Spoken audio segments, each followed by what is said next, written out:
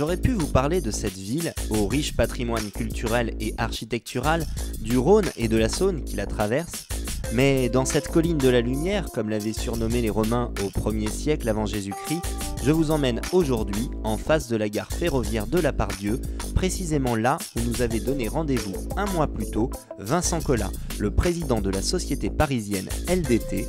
Pourquoi déjà ?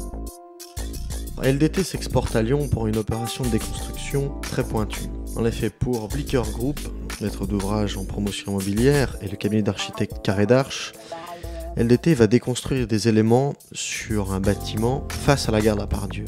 Afin de réhabiliter ce bâtiment et de créer une façade vitrée, des éléments non structurels ont besoin d'être déposés. Alors, ils sont à 25 mètres de haut et pèsent de 6 à 18 tonnes. Toute notre méthodologie repose sur une réduction des nuisances pour les usagers, une opération réalisée en toute sécurité et, bien entendu, une opération très courte.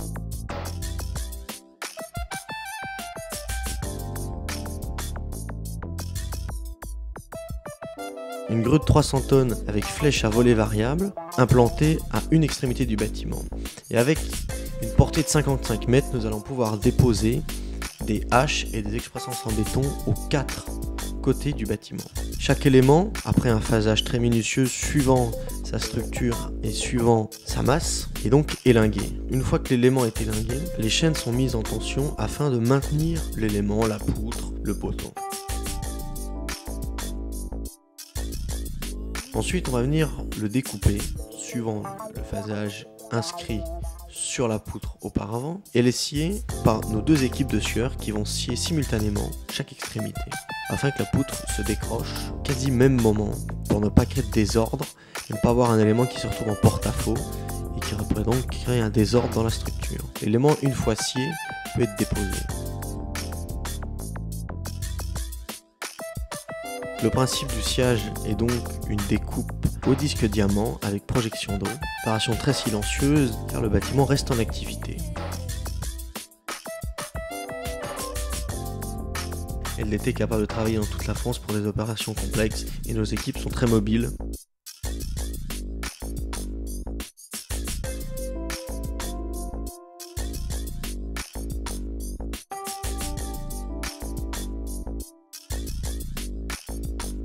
Un des points également, c'était l'évacuation de ces éléments très lourds qui se faisait tous les matins de 6h à 6h30 entre deux bus.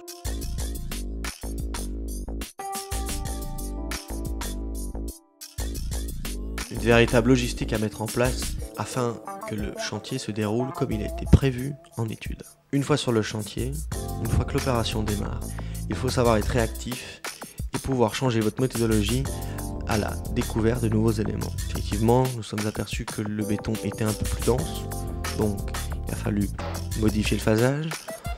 Lorsque nous avons découpé les excroissances en béton, dans un souci d'économie il y a une trentaine d'années, les poteaux en fait étaient creux.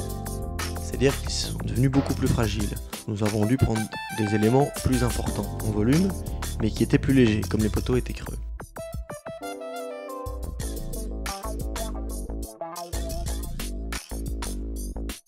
En fin d'opération, ce qui est important, c'est de voir que la déconstruction s'est faite, qu'il n'en reste aucune trace. D'où l'importance des travaux de finition et de renfort de structure qui ont été faits.